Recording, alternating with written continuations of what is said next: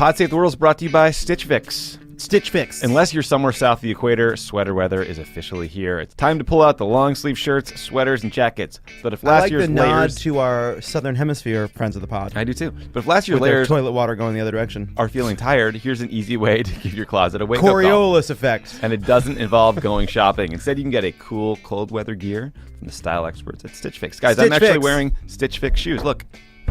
Oh, those Whoa. are nice. Thanks. I gotta sign up for Stitch Fix. It's great. I'm signing up for Stitch Fix after we finish recording these advertisements. Someone remind me. I'll do it too. Here's why you should do it. Advertisements. Here's why you should do it. Why, They've Tommy? taken everything you don't like about shopping for clothes, the crowded malls, the pushy salespeople, the endless online options, You know and what? replace them with one simple website. Malls across the It does country it all are for you. closing, and I think it might be our fault. Well, it might be Roy Moore's fault. Just go to StitchFix.com and answer some basic questions about your size, your favorite styles, and your budget. Your personal stylist will take it from here, handpicking 5 pieces based on your preferences, all for a small styling fee of just $20. I want to look like I founded a billion-dollar tech startup in the future. Okay.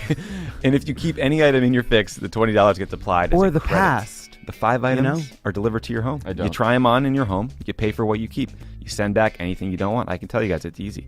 Shipping is free both ways. So are the exchanges. And the best of all, there's no subscription required. No clubs you join. Get your fix monthly, quarterly, or whenever you want. Stitch Fix. So long as you get it, I promise you will be hooked. Not sure about that joke. Get started now at StitchFix.com/world, and you'll also get 25% off when you keep all 5 items in your box. That's StitchFix.com/world to get started today. StitchFix.com/world. Welcome back to Pod Save the World. I have a very special guest today. His name is Tamer El-Nouri. Actually, it's not that, but that is the alias he assumed when he worked undercover for many years for the FBI investigating terrorism cases. He wrote a book called American Radical, which is about a case where 2 men were plotting to derail a train in Canada, an attack that would have killed hundreds and hundreds of people if it hadn't been disrupted by Tamer's work. We talked about what it was like going undercover, assuming a role of someone that is anti-American, that is spewing the most hateful venom you could ever imagine, how you try to have a semblance of a normal life when half the time you are embedded with people who are pure evil. And we talked about the work the FBI does, the threats from Al-Qaeda and ISIS and how they're different, and our shared frustration that whenever there's one of these attacks, there's a rush to demand all Muslims condemn an attack that they are not associated with in any way except for sharing the same religion, and how we can do a better job separating out true Islam from this perverted extremist worldview that these sorts of men espouse. It is my first ever alias interview. His voice will be changed for the purposes of protecting his identity because he is still undercover. But the book American Radical is fascinating. I highly recommend you buy it, and I think it was a hell of a good interview too, if I do say so myself. So thanks for listening. Here's the interview. Thank you so much for being here. Thanks to the work you did to prevent those attacks and countless other cases that you're probably not allowed to talk about, and for doing the show. Thanks so much for having me, Tommy. It's my pleasure. Cool, man. So, okay. You started your career as a cop working undercover to take down drug dealers. It's a gripping intro of you, like, running into some house to buy heroin or whatever it was. Are criminal networks and terrorist networks similar enough that this work helped you prepare to infiltrate Al-Qaeda down the road? Or, like, how did you view your average thug on the street, like heroin dealer versus, someone plotting to kill Americans on Al-Qaeda's behalf? They're similar in some ways, but they're actually wholly different in their principles. For example, the criminal network, it's always who do you know, how do you get introduced, sometimes you use informants, whereas terrorism, it's all about selling ideology. Right. They have this belief that this is the way the world is, this is the way the religion is, and if you are a quote-unquote like-minded brother and you can sell that, then you will be one of them and be able to infiltrate them and hopefully evaluate whatever threat there is. But in the criminal world, obviously, nobody cares about your ideology or what you think about or whether you lean right or left. All they care about is, are you a cop or not? And if you can sell that, you're good to go. So to the point of whether you're a cop or not, a lot of these operations ended with the group you were with, the house you were in, getting busted. I would imagine that those takedown moments when agents come flying in with guns drawn and, you're with a bunch of people who may or may not be armed would be terrifying. You seem to have a good time with it. You seem to enjoy resisting arrest when your friends were the cops who were supposed to be arresting you. Is that a fair characterization? Yeah, it is, because once you get to the point where your SWAT team's coming in after you, you're not alone anymore, so you Right. can have some fun with it. Actually, the terror part is gone. Your friends are there, so you might as well enjoy it. So you slap them around a little bit and Absolutely. Well, trust me when I tell you, I gotten slapped around a lot more than they did. Okay. My buddy Bobby actually called me. He goes, "That's the one story you wanted to put in the book, huh?" I love That that was the story. best shot I got on you. So I laughed out loud. Because of your work on terrorism cases, two men, Cheheb Essagari and Raed Yasser, were convicted of a plot to derail a passenger train in Canada that would have killed, I believe, hundreds of people. Can you talk a bit about what they were planning to do and how seriously the FBI and the Canadian authorities took that threat? absolutely. It all started, obviously, with Shahab Essagir and who he is and how we discovered that he was a true threat and evil living amongst us. And when we were able to get close to him and figure out what his thoughts and plans were, the blots were coming from Al-Qaeda senior leadership overseas. It wasn't his idea. He was directed to do that, and his sole purpose was to figure out how to derail it, whether it's break up the tracks, blow up the tracks, over a bridge with as little water as possible, because at that moment, Al-Qaeda's mindset was maximum casualties, minimum exposure. Why? Because they learned from 9/11 that martyrdom wasn't for them. They lost Muhammad Atta. They lost some of the greatest minds in their network with these suicide attempts and these bombings and these martyrdom expeditions. So they learned just like we learned, and they decided we're going to do these different plots and plans in an effort to scare the enemy. Mm-hmm. So you infiltrated with these guys. You got to know them. How did you convince them to bring you in on their plot, that you believed what they believed, that you weren't what in fact you were, which was an FBI informant sent to disrupt them? Well, I definitely prefer. I'm definitely not an informant. I'm sorry. I'm sorry. Sorry. There is a big agent. difference. We joke around actually internally with agents when they make the mistake of calling us confidential source as opposed to undercovers, only because Oh, man. There's obviously a big difference. I would get so razzed at the Bureau right now. This sucks. Yes, but no. It's all about developing relationships, Tommy. If I were to come to you in a bar today, you're a successful man, you've got all this wonderful resume, what would it take for me to bump you at a restaurant when you're out with your friends or family, to get you to want to talk to me the next day, to give me your cell phone number? Mm-hmm. I don't know about you, but I got plenty of friends and family. I don't really want anybody invading my personal space. Right.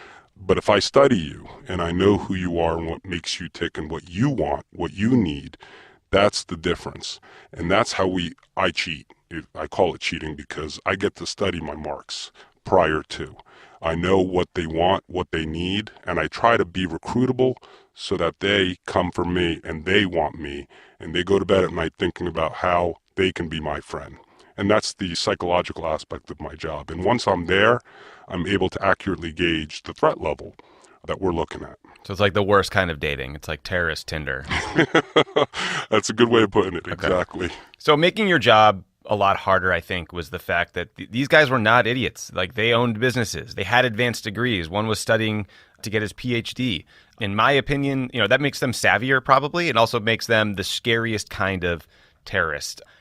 Did you get a sense of what drew these guys to Al-Qaeda and convinced them to try to do such horrific things? And is there anything we can learn from that experience to prevent others from getting radicalized in the way they were? I wish there was an easy answer, but what I can say, Tommy, is you're absolutely right. Shahab did scare me because of, I can honestly say his IQ was probably the highest of anyone I've ever been around. He had a different level of smarts. He was a world-renowned scientist on the precipice of curing infectious diseases. I mean, the stuff that he was studying was borderline science fiction as opposed to science. Nanobots and all kinds of stuff that was absolutely amazing work for humanity. And then he went from that person, within 2 years, being one step removed from the leader of Al-Qaeda, Ayman al-Zawahiri. And that scares you because how does that happen? And I think the only common thread that I've seen throughout my career would be the fact that they're lost souls. They're looking to hang their hat on something. They don't fit They don't fit in their family. They don't fit with friends. They don't fit at the mosque. They don't fit in social situations. And they're angry. They're internally angry, and they cling to something that they feel that will lead them to a better place than the one they're in. Mm-hmm. So to infiltrate these guys, to gain their trust, you had to live the part. You had to stay with them at times. You had to eat with them. You had to pray with them. How did you gain their trust? And did getting so deeply into character ever mess with your head and make you feel like, oh my God, am I becoming this alias that I've assumed? Never to the point where I forgot who I was, because I had a safe house no matter where I was operating on the planet. There was always a safe house that I went to where I could be me, my true self, around my backup team, because I needed that. Sometimes I'm off the grid for a few weeks, and then it does weigh on you, and I'm not going to sit here and pretend that it doesn't. But thankfully, I've never, ever been in a position to ever question what it was that I was actually doing and why I was doing it. So fortunate, or just being able to keep that wall up. The book is really good. It's a page turner. I read it. I almost read the whole thing in a day because I just couldn't put it down. And one anecdote in the book that I thought was so cool was you got like 2 weeks of formal acting training, and you said that you're convinced that it saved your life. Like, can you explain what is a legend, and how did you use that acting training to do your work for the FBI? You know, it's funny, Tommy, because when we were told we were going to Hollywood to meet some acting coach, we were like, you're kidding, right? You seem happy. I was actually somewhat offended. Are you kidding me? I'm not an actor. Those guys, you know, we're the real deal. Come on. We don't need to learn any of that. But we were like, all right, let's go to LA. Let's enjoy a week's vacation on the Bureau. Well, we get there and we meet Howard Fine, and he is, to this day, still a good friend of mine. I can honestly say that he absolutely changed the way I did undercover work. I was minor leagues before I met Howard. And the reason being is he didn't teach us anything other than how to use what we already have, how to tap into emotions that we already have, personal ones, i.e. the story of my mother, how to make that work for you in an undercover capacity for your legends. And so I was able to take this training to be able to seem believable and create different legends, recruitable legends, based on the subject that I was looking to get in front of. And thankfully, you know, I got pretty decent at it. Yeah. Can you talk a little bit about the story of your mother and how you drew on that to sell these guys on how you became truly radicalized? Well, absolutely. If you meet a subject, okay, and you just say, yeah, I'm ready to kill the infidels, you know, let's do this, let's do that. I mean, it comes across, it's obvious it's not real. Even if they can't articulate why you're lying, they're going to sense it. As human beings, we're not programmed to lie. So we don't lie. We keep it as close to reality, as close to who you are, to seem believable, because then those nonverbal cues are never given.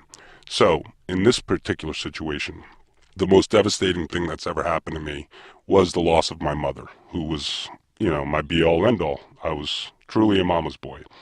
She got sick and got some of the greatest care on the East Coast, best surgeons around, and yet the tumor was aggressive. She had a brain tumor, and she died within 1 month of being diagnosed. Yeah. It was quick. So I took that horrific story in my life and I radicalized it. I made it where the doctors and nurses didn't pay attention to her because she was a Muslim. They didn't like her, when in reality, she was the star of the whole wing. Every nurse, my mother was on a first name basis with every nurse in the 2 weeks that she was there. I said that the doctor didn't do what he wanted to. They were disrespectful to my father because he had an accent. They disregarded us because we were Muslim. Here I am. I spent my entire life looking like them, sounding like them, trying to be American. And when I needed them the most, they left me behind. There was a sadness and an anger. As I'm talking to you now, I'm getting emotional. Yeah. That's real.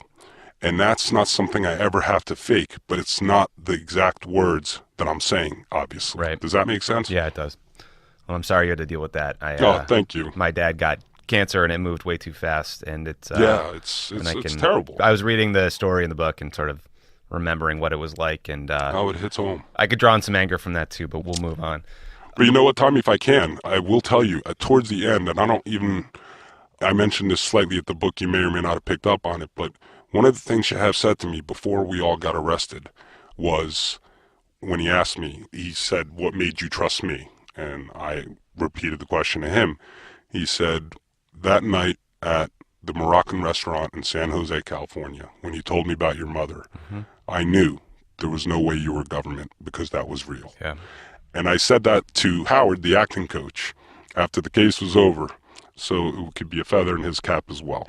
Yeah, I do remember that, and it impressed me and disturbed me all at once. Yeah. They're always testing us, though. Yeah.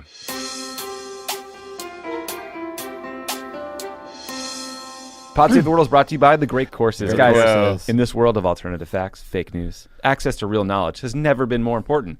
So sign up for The Great Courses Plus. Get some of those Alabama voters who Frank Luntz interviewed to take a great course in not being despicable. Those Alabama voters would get access to Do they have one of those? unlimited access to over 8,500 lectures. They can learn about anything that interests you from some of the world's best professors. How about the importance of character and who represents us in That, government? history, psychology, music, or how to appreciate fine wines. Where can you watch them? You can watch from a TV, a laptop, a tablet, a smartphone. And now you can stream the audio too with the Great Courses Plus app. Tommy, what are you learning about lately? There's one on the surveillance state, big data, freedom, and you. It's interesting. It's relevant. It's sort of frightening if you're worried about the Trump administration abusing their power. And you were part of the deep state. That's true, I was.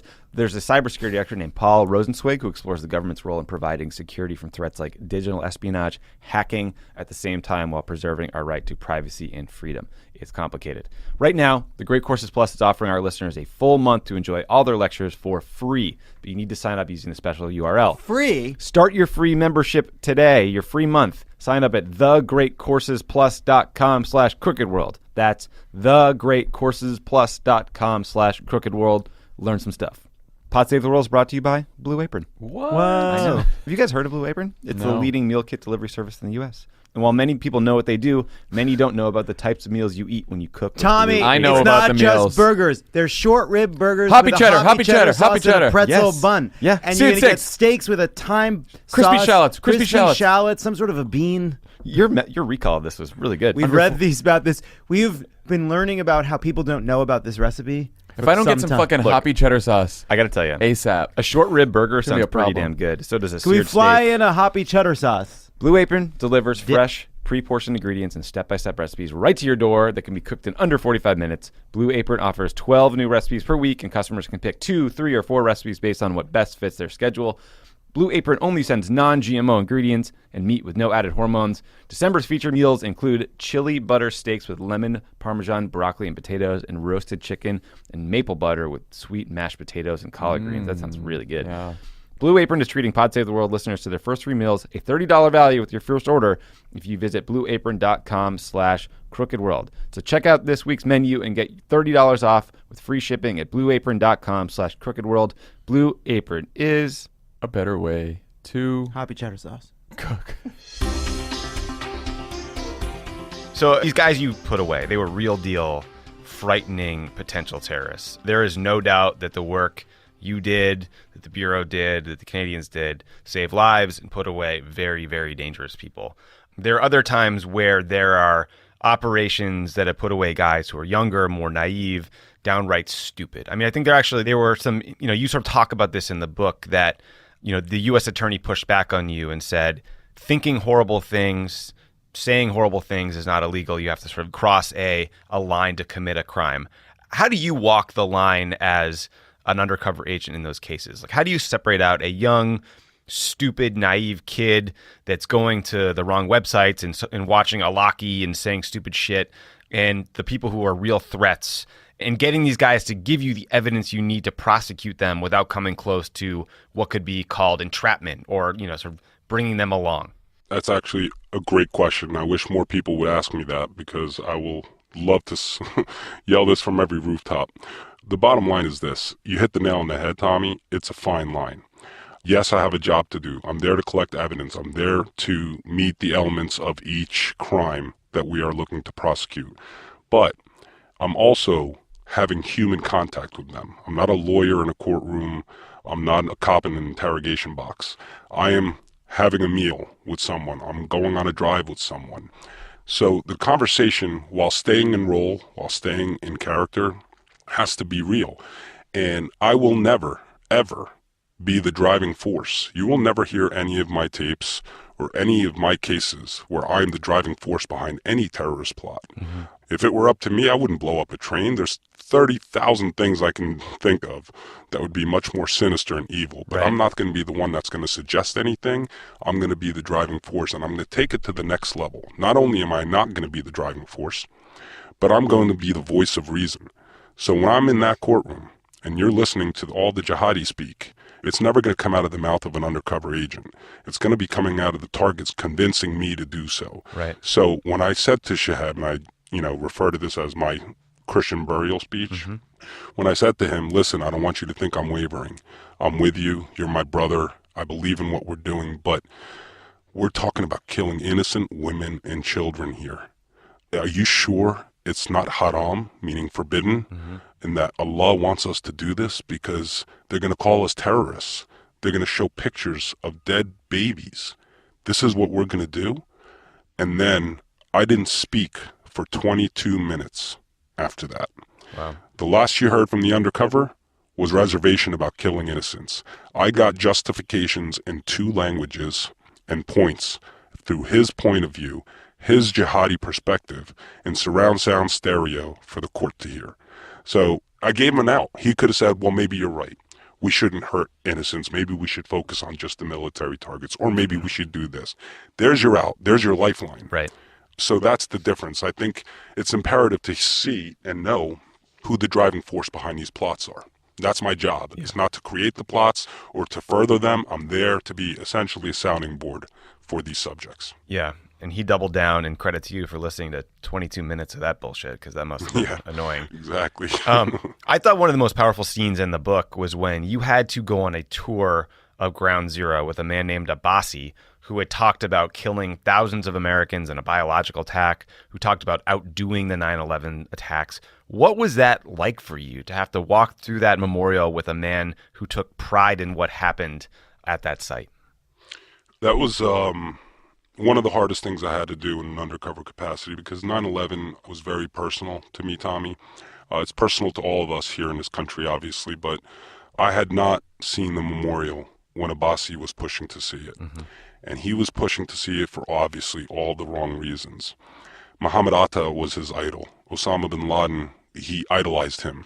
He spoke about them with such reverence that it turned your stomach. And it just so happened that he happened to be staying in an apartment, one of my so-called apartments, downtown.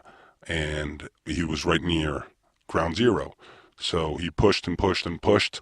And because the U.S. attorney, because of that conversation, when he said to me, having terrible ideas and thoughts aren't prosecutable, he's right. Yeah. But I needed to get his juices flowing, so I had to bite the bullet and walk him through there. And walking through there with him, with that look of pride, and that look of, like, the way he looked up where the towers stood, sickened me to my core, asking me to take pictures of him. Where everyone else in there was solemn and grief-stricken, he was there reveling in a victory of his idol. Yeah. Lucky for all of us, you got to testify against these men in a Canadian courtroom, almost as yourself, as the closest approximation of yourself as you got to be, I think, in this process, and not your alias. What was that like? I mean, it seemed to me like you had sympathy for what he could have been, but not for the man. Is that fair? That's very close. Like I said, his brain was a gift to us. I know it sounds ridiculous, but when he dedicated his thesis to me, I couldn't read a word of it. I consider myself an intelligent person, but nothing that he did professionally made sense to me. He created those nanobots where they would go in and attack cancer cells. On a personal level, on a human level, I'm thinking, oh my God, he's wanted in Singapore, California, Mexico. All these research facilities are dying to get into his brain because of his knowledge of human anatomy. And think of all the good he could have done in this world. Think of the good person he could have been. I mean, we're talking Nobel Peace Prize.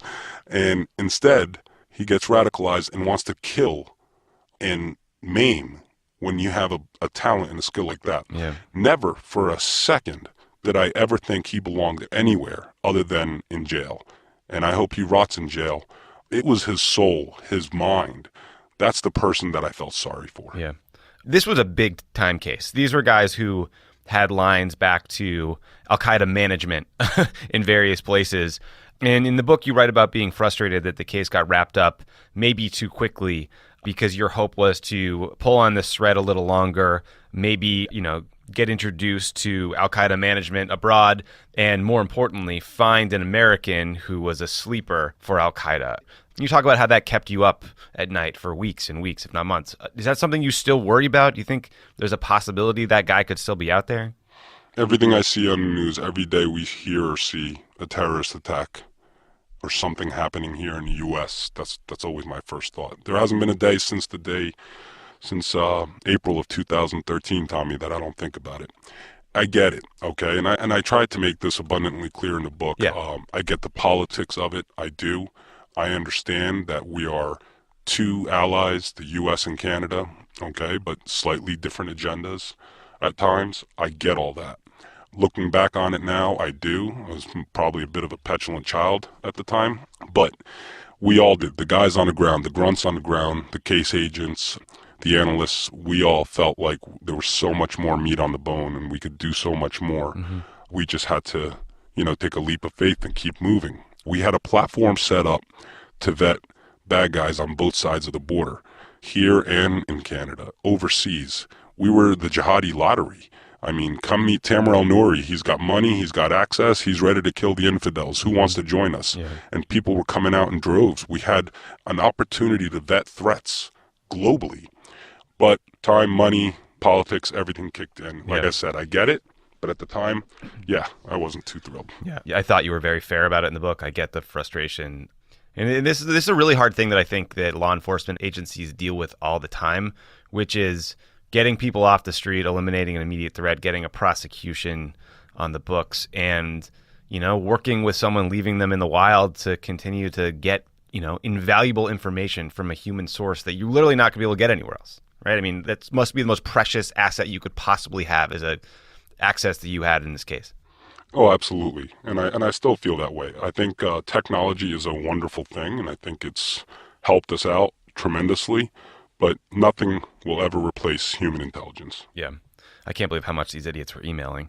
It was interesting to read about Al-Qaeda again. Al-Qaeda has sort of taken a backseat in the public consciousness to ISIS. Al-Qaeda obviously radicalizes people and inspires attacks through their propaganda. Anwar al-Awlaki was as dangerous as they come on that front. But they seem to me like they have more of a structure. They have an organization. There's command and control. As you said earlier, they want to dictate the type of attack that gets carried out, the target, sometimes the when and the where.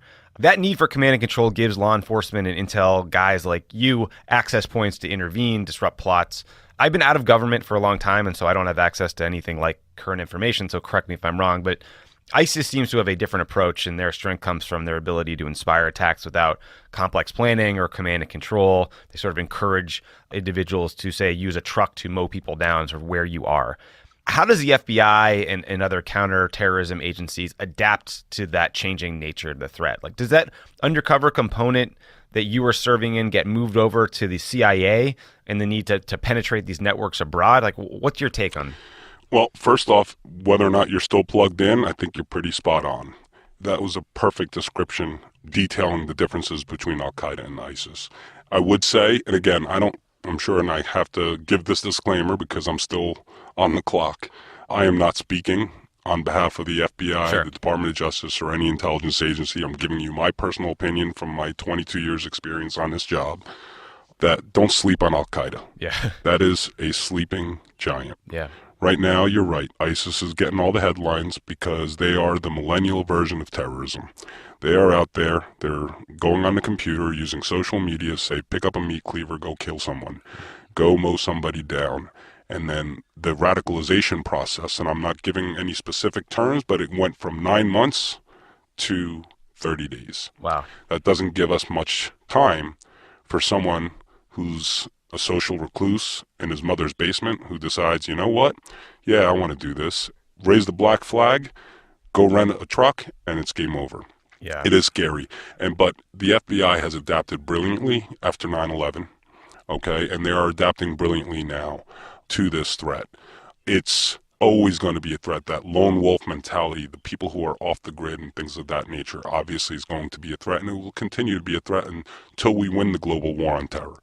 But I really think that the reason why we're not seeing it the way we're seeing it overseas in Europe is because of the brave men and women that I get to work with every day and the hard work that they do and the dedication that they give to our country.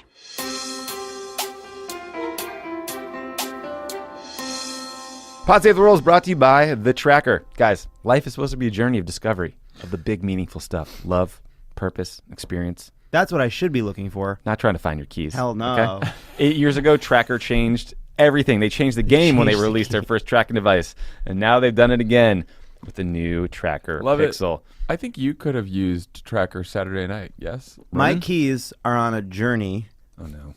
They are... We got home, and Emily said, I have Lovett's keys. Oh, no. Well, because I didn't have any pockets. I was dressed as a stormtrooper, but a onesie, no pockets. So Emily put my keys in her purse, and then she absconded with them. Not only that, I left my keys at Spencer's house at game night last night, and he brought them to Barry's boot camp to give to you, but you left right before he could give them to you. So now my keys are at Barry's boot camp. Oof. I'm complicit. Could have helped the Tracker. You know what would have helped? Because the Tracker Pixel is the lightest Bluetooth tracking device on the market. Place the Tracker Pixel on whatever you tend to lose, your keys, your wallet, your purse, and it's small enough to fit anywhere. When you misplace an item that has Tracker Pixel attached, use your smartphone, and a 90 decibel alert will help you find it in seconds. It even has powerful LED lights, so you can find anything even in the dark. If you had set that off That'd be so and a funny. 90 decibel alarm went off in Emily's purse when we were home in bed, I would have fucking lost it. That would have been awesome. That would have been so cool. Lose your phone and want to fuck with your friends? Just press the button on your Tracker Pixel and your phone rings even if it's on silent. You can even locate your item if it's miles away because every Tracker user is part of the largest crowd locating network in the world. It's like Waze, but for finding your stuff. And Tracker's 30-day money-back guarantee means you'll have truly nothing to lose. Tracker makes a great gift, guys, and during this holiday season, save 20% off your order when you go to thetracker.com/crookedworld. That's TheTracker.com/crookedworld for 20% off. TheTracker.com/crookedworld. So the work you guys do is by definition secret and undercover and not public. Were you given permission to write this book so that people can actually understand what their government is doing to keep them safe? Because it can feel nebulous and hard, and you feel like you hear the same assurances often, and I was the person giving those assurances. But were you allowed to do this to like help tell the actual story and flesh it out? You've worked for the government long enough, Tommy, to know that I wasn't given permission to do it for any reason. Okay, I kind of had to get it sort of kicking and screaming. Okay. I went through all the processes. I dotted every I, crossed every T, because I am still active duty. I still maintain my clearances. I love what I do, and I don't want to stop doing it. The problem is, it was time for me to raise my hand and say, time out. Here's the differences between radical Islam and mainstream Islam. Mm-hmm. That Muslims and non-Muslims are both at the tip of the spear of this global war on terror, and the only way that we're going to figure all this out is together. And I got a platform when Shahab and Jasser decided to take me to the hoop. They got this declassified. Do you know it would have been, it would have been 50 years before DOJ ever declassified this, but they hit the fast forward button. They took me to trial. We had to declassify 90% of the op, and everything that I testified in open court became fair game. So I played by the rules, and the FBI did give me permission. I went through their pre-publication process, CTD. Every national security branch got to look at the manuscript before even the publisher did. Sounds fun. Yeah, it was a lot of fun. Amazed your book wasn't just entirely redacted, so good for you. I want to get to the point you just made. Whenever there's an ISIS attack or an Al-Qaeda-inspired attack, there's a rush to demand that every Muslim on the planet condemn that attack and somehow be accountable for someone else's actions that they didn't know because they share a religion. What is your response to the people who leap to that conclusion, and what can everyone do to push back on, root out this perverted extremist worldview that has nothing to do with Islam or a religion? Ironically enough, Tommy, that's one of the main reasons why I wrote American Radical. Everything that's said in the media has always kind of rolled off my shoulders. That's my job. Be a professional, do your job, don't worry about what anybody says. But for whatever reason, that one day when an anchor said, how many millions of Muslim Americans are there in this country? Why are they not denouncing these terrorist attacks? Yeah. Well, for whatever reason, that stuck in my craw. And that's when I raised my hand and said, well, this one is. And the reason being is I would make the argument that they are. They're screaming it from the rooftops. My sister cannot say the word ISIS because it's associated with our religion. She's that disgusted by it. My father prays every day that they get wiped off the planet. They don't see these American Muslims because the only ones with a voice are Al-Qaeda and ISIS. So in writing American Radical, I was hoping to kind of dispel some of those myths. And I urge the Muslim Americans to not be nervous or afraid. Just stand up, tell your neighbors, this is Islam and this isn't Islam. This is how they desecrate it and this is how they twist it.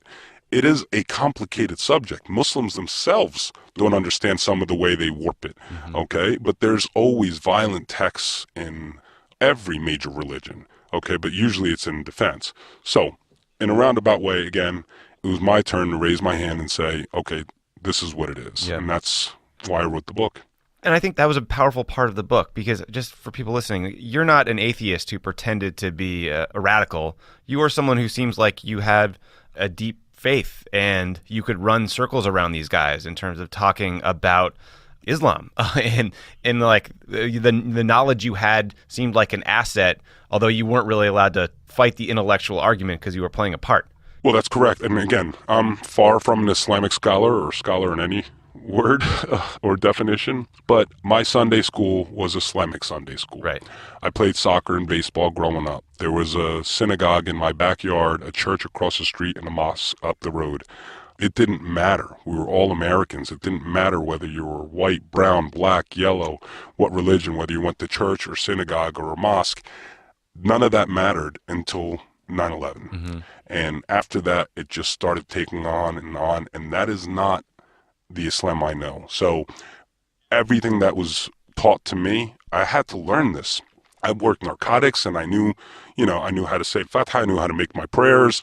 Obviously, I was religious enough, okay, but the words and the way they described certain stories were familiar to me because I learned them growing up, but they were so different in the sense that they were warped. They left out the important parts, the good parts, where expiation, and I'm not going to get into all religion, but basically forgive and forget and let God judge, that's all gone. Yeah. Okay? That's what they hang their hats on. I loved the scene when you were with Abbasi, I think in Vegas, and you had dinner with someone he thought might be a like-minded brother, i.e. someone that he could bring along into the plot and work with you to execute a terrorist attack. And the guy just wouldn't go along with the rhetoric at the table, and you weren't sure if that was hesitance about not knowing you or a worldview. And at the end, he sort of pulled you aside and said, don't let Abbasi pervert your view of Islam. Like, stay true to yourself. And you said you almost hugged the guy. And Yeah. Oh, my God. Well, you know why, Tommy? It was such a relief because I met this guy and he scared the shit out of me. He was built like he was big. He was strong. He spoke eloquently. He knew 6 languages. He was a smart guy. I'm like, how many of these freaking people are there? And it was really, it got to the point where I'm like, are you kidding me? If this guy starts talking jihadi, I'm going to lose it. And he was being very polite to Abbasi because of their childhood when they grew up in Tunisia. And as I was starting to pick him apart and read him, I realized it wasn't an act. He wasn't hiding anything. He was appalled by Abbasi's desecration and bastardization of the religion. And it wasn't until he spelled it out to me that it was such a huge sigh of relief. And it was a win for me spiritually during the case. Can you get that guy in the FBI? Can you recruit him to another team? Well, I feel bad. I think, let's Next question. Yeah, right, exactly. So my experience in dealing with the FBI is there were a lot of like buttoned up, older, I don't want to say nerds, because like Bob Mueller's not a nerd, but like, Vietnam vet, like top of your class. Their background checks, I think, were a lot squeakier clean than your counterparts over at the CIA, where you can have a little more of a misspent youth. What do you make of this sort of recent reporting narrative, mostly in conservative media, that the FBI is somehow liberal or biased or anti-Trump? Like, what's your experience of the FBI agents you know? I'm going to tell you, and I've been traveling the country and the world, different legats, different legal attaches offices in the FBI, and every single division that I've worked with, 56 divisions here stateside, I'm going to tell you, every case agent, supervisor, all the way up to executive management at FBI headquarters is a true American patriot. It doesn't matter if they're right, left, and nobody talks about that and nobody cares. It doesn't matter. They're one big family whose mission and dedication is to do right by the American people. I was honored to be a part of the JTTF and get brought in this way. People ask me all the time, oh, well, the FBI is using you. I'll make the argument that I'm using them. They're giving me a platform, okay, to combat this evil that's personal to me while protecting me, my family, and my interests all the way. They are the ultimate patriots, and they deserve every bit of credit. And any criticism that they're getting right now, I wholeheartedly disagree with, because I've worked with them all across the board, and I've never seen anything but patriotism and professionalism. Yeah. And, you know, I don't know the FBI well, but I know demographics. But I think a bunch of older white guys who are into law and order don't sort of match your standard liberal voter cohort. So whatever, take that for what it is. There's been a lot of rhetoric that is anti-Muslim since 9/11, but, you know, in political campaigns. What does that rhetoric do you think, to the FBI's ability to recruit men like you, women like you, to take on dangerous missions, to put their lives at risk, to be able to reach into communities that are often on the front lines of tipping off law enforcement about individuals who are being radicalized or susceptible to being radicalized? Well, you know what? Yeah, I would imagine. I mean, I'm not 100% sure. I would imagine it's harder, okay? But if I can use this moment, okay, to speak to fellow Muslim Americans and tell them that they're not the enemy. The FBI isn't watching anyone based on any race, religion, or color. They follow the evidence. And for whatever reason, I've heard the same exact things that you're talking about, the different rhetoric. It's not coming from the FBI. And if you don't trust the FBI, okay, then trust me, who works with the FBI, to tell you I'm a Muslim American. I have never, in all my years of doing this, seen anything contrary to the reality of they're fair, they're just, and they only follow the evidence. And the only way we're going to defeat this evil is if every American, Muslim and non-Muslim, band together to weed out those who are trying to live amongst us as us. That's good. That's a good message. Last question for you. You assume these identities for weeks or months at a time, and you come back out. What's it like trying to assimilate back into your own life, be with your own family? I mean, are you able to tell them enough so that they get it? Or do people wonder, where the hell are you? Why'd you miss a birthday party or whatever? You know, that's a great question, Tommy. And it wasn't until I wrote this book that I realized that I wasn't very good at that. Yeah. I was proud, and when Kevin and I were writing this, I could tell you how I went to the beach and I got in roll and I lost my true identity, and I was able to, you know, jump on a plane as Tamer or any of my other aliases and be that person until I came home. But what I forgotten, or I guess never thought of, was how when I did come home, sometimes, depending on whatever mission or op I was on, I needed a little more time to assimilate back. And yeah, I think people in my personal life have suffered because of that. They get it, I'm sure, but I wish I had done that part of my job a little better. Well, it's hard. I mean, that was one of the great things about the bin Laden operation, right? It's like, finally, these people who are behind the scenes forever could talk a little bit about the work they did. And, you know, I mean, it's like you guys like the offensive line of, you know, the national security state. Like, the quarterback gets sacked. It's the only time you get attention. That's not fair. That's right. Exactly. Tamer El-Nouri, the book is American Radical. It is a page-turner. You will love it. There are incredible stories throughout it about embedding with these creeps and taking them down and keeping a lot of people from getting hurt. So thank you for all the work you did. Thank you for doing the show. I really appreciate it. And stay safe out there. Tommy, thank you so much for having me. You're a gentleman, sir. I really appreciate it. Thank you again for listening to Pod Save the World. If you like the show, please share it with your friends, rate us on iTunes, and check out the Pod Save the World Facebook page for behind-the-scenes stuff and updates.